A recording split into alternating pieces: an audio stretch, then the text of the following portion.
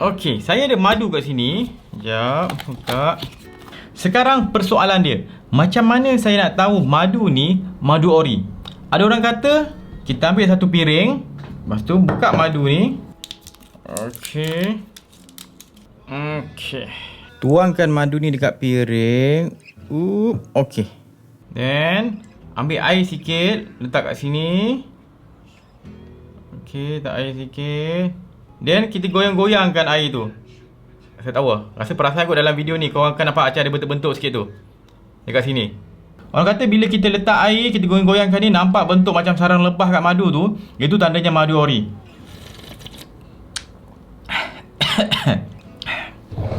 Sekarang saya ada sabun, kita try buat benda yang sama. Konsep yang sama, saya letak sabun kat situ. Okey, then saya letak air sikit. Sabun ni warna putih pula, tak tahu lah nampak nanti ke tak. Ada bentuk macam sarang lebah tu kan. Sama je, walaupun pakai sabun, benda tu sama saja. Adakah disebabkan sabun basuh pinggan ni bila saya letak dekat piring, letak air, saya goyang-goyangkan nampak corak macam sarang lebah tu, itu tandanya sabun basuh pinggan ni original madu. Saya boleh minum ni? Tak boleh. Jadi macam mana nak tahu madu ni ori ke tak ori? Ada orang kata kalau letak madu, semut tak hurung, semut tak makan, maksudnya madu original. Tak, semut makan madu. Ada orang kata ambil madu, tarik biar panjang macam ni kan. Tengok kat sudu tu, tengok madu tu jatuh macam mana.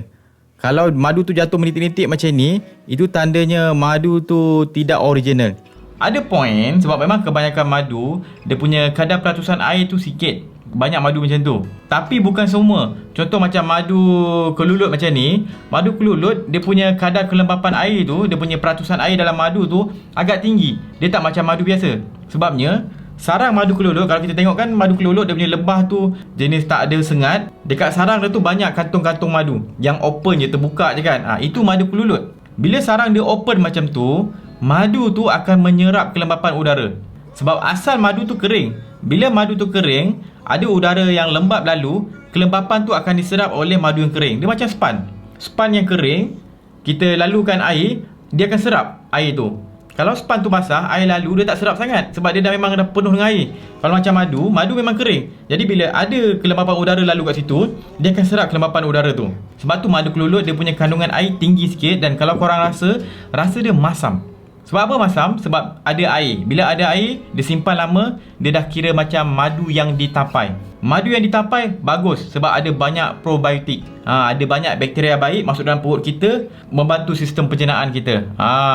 Kalau korang perasan, setiap testing yang orang bagi tips kan, dia macam ada yang macam nak nampak macam betul, tapi sebenarnya tak tepat sangat. Jadi macam mana kita nak tahu madu tu ori tak ori? Macam mana kita nak lebih yakin yang madu tu madu original? Yang pertama adalah tengok pada packaging. Kalau macam ni, depan dia adalah brand dia, Bayu Kelulut ke apa kan. Pusing belakang, kita nak tengok dia punya bahan-bahan.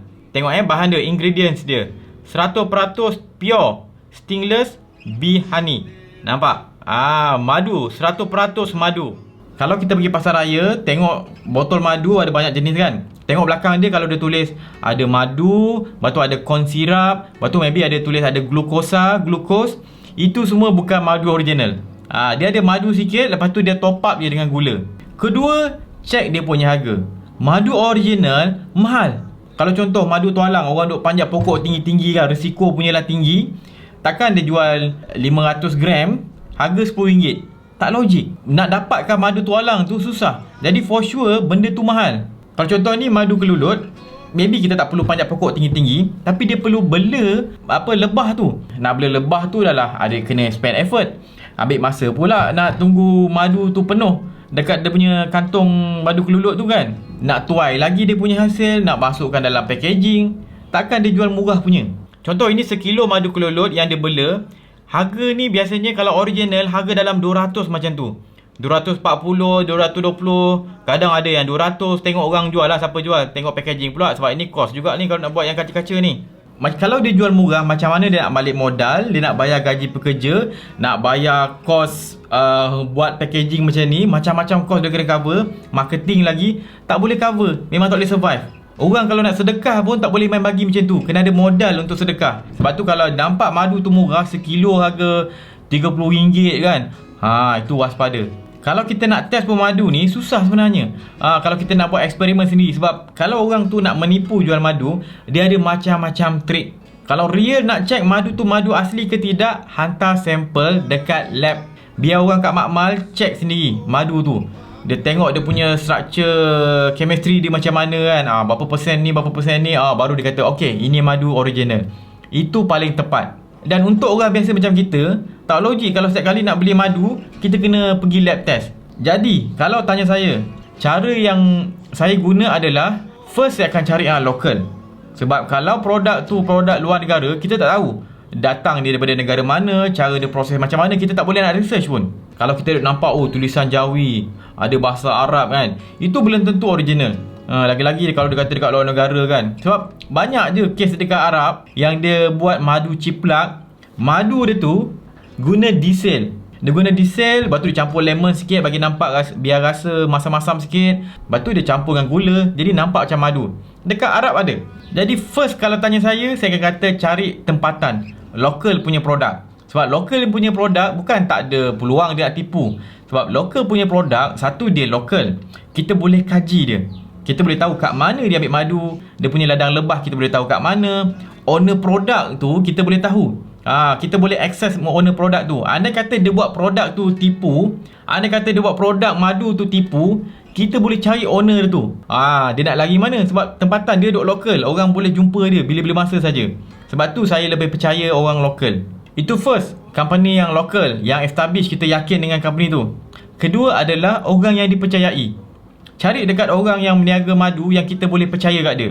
Contoh macam kita kenal brother tu, memang hujung minggunya dia akan masuk hutan, pergi cari pokok tualang, panjat, ambil madu. Kita jumpa, kita kenal orang tu, beli madu dekat orang tu. Mungkin kita dapat murah sikit lah, tak adalah packaging yang proper macam ni. So tu dua, cari yang local dan yang trusted. Local ada banyak local, tapi cari yang trusted. Dia punya, kita boleh access dia punya owner tu banyak buat branding. Kalau company local yang betul-betul establish, kalau tanya saya lah, kita lebih yakin lah. Sebab kalau dia orang tipu, kita boleh saman dia. Dia boleh kena macam-macam. Orang boleh kutuk dia, orang boleh saman dia, silap orang boleh cari dia. Memang ngeri lah kalau dia tipu. Tapi harga dia akan mahal sikit lah kalau compare dengan orang kampung yang cari sendiri lebah, ataupun bela lebah kat kampung, ataupun dia pergi masuk hutan cari panjat pokok tualang orang kampung kan. Yang itu mungkin kita dapat kos rendah sikit.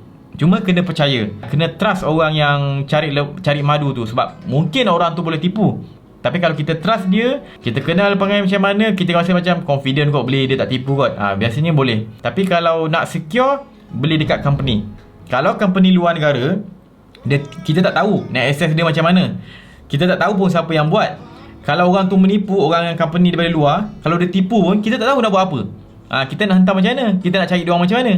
Jadi untuk cari madu original, cari yang local dan trusted. Kalau macam ni, yang hantar kat saya ni daripada Bayu Kelulut. Ada banyak lah company, ada beberapa company madu lain, tapi yang bagi saya ni hantar ni Bayu Kelulut.